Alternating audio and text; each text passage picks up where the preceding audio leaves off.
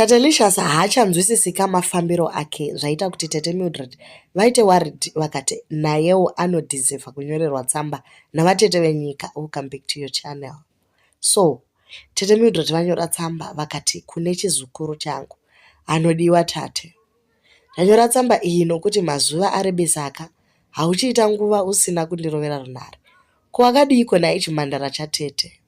Takapedzesera kutaura mazuva angu ekustroka nenyaya yezvikwereti pai. Wakamira neni ndingadai ndakafa. Ndakadzidza zvakawanda.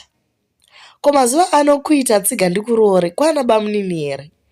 Ndiri kuona kana hembe dzauri kupfeka dziri kusumudza madzishe. Imhoti varume vari kushaya kuti vouya sei ikoko. Izvozvi wakatobviswa umhandara tate. Ndikunzwe watova nemurume, isu tinoda mombe yechimhanda. Kakunyarara kako aka pane aripo chete. Taurirai ini kana. Ko mwana akadii ari kuuya kuzoona mhomuzi vake rini? Aiwa uri kugeza kutokunda uyu wekubva kujeri. Chasara muchato chete. Nditumirewo mari yechigayo ndatambura. Rambi rangu rapera moto. Vako Tete Mildred. Kuti Tete Mildred varege kutaura nyaya vachipinza kamuchacha. Kamuchatino kanovarwadza zvachose.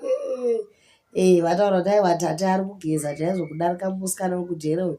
Iye akadzoka ukane moto achigeza achimhanya achidini. Ari brand ambassador wevanhu vefashion what but tate ari kutora kapu.